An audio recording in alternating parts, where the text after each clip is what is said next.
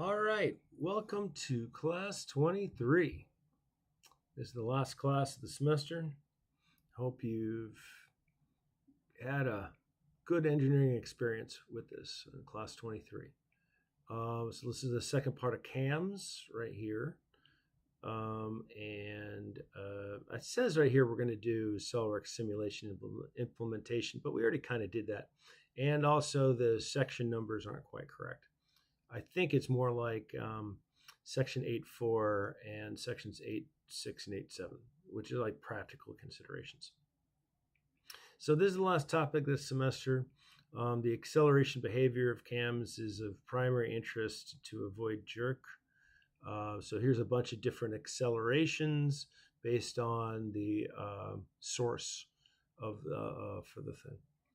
And there are a variety of other approaches in CAM design to minimize acceleration of velocity and keep jerk finite, which is our main focus in CAMs. These right here, minimizing acceleration of velocity and keeping jerk finite. We can also talk a little bit about single dwell CAMs because so far we've only dealt with double dwell CAMs, but single dwell CAMs are very common and have some other considerations to make. I won't go too far into them. So the goal summary we talked about, this is the same slide we saw at the end of the last class, but we want to minimize the dynamic force by minimizing acceleration, minimize the kinetic energy by minimizing the velocity.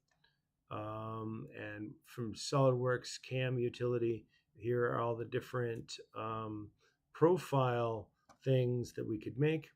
Amongst them are a class of profiles based on acceleration and little different parts. So we'll describe that in more detail in this beginning of this class.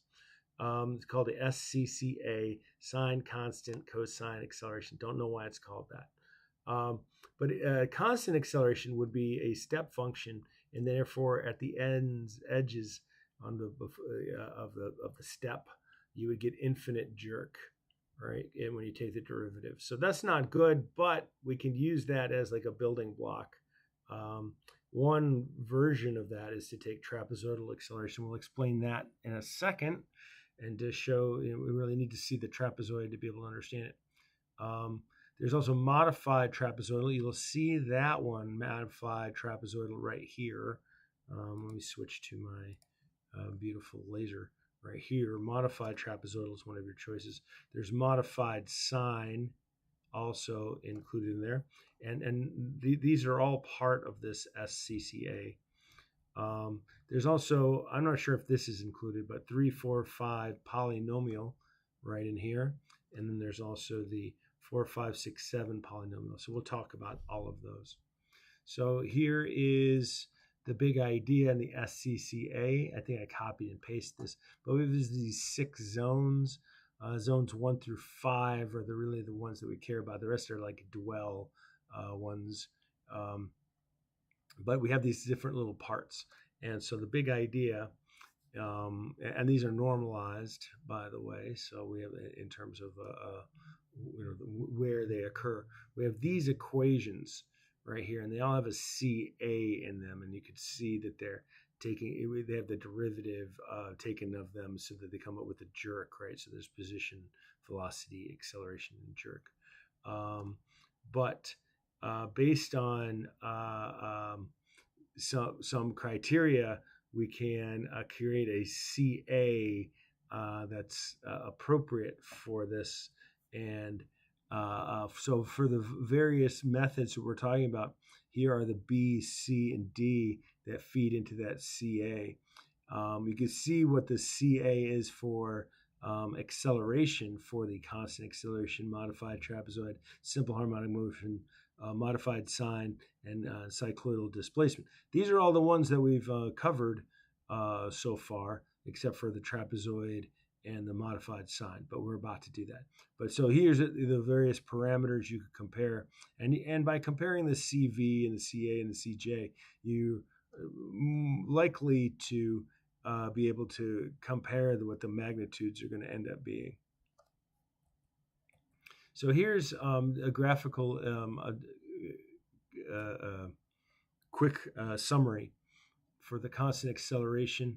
Here's the constant or the trapezoidal one, right? So the trapezoidal one isn't, you notice that isn't one that we actually use. We use modified trapezoidal, but it does sort of get rid of that acceleration right here, was causing infinite jerk when you took the derivative. So by taking a slant right here, we are going to have a jerk that is a value. It's not going to be infinite.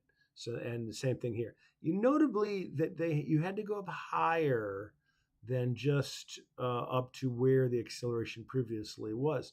And that you could think of as when we were integrating, you're getting the area. So the area in here needs to be constant, so that when we get up to the so not only so when we get the velocity, but also when we get up to the position, that position still rises the correct amount.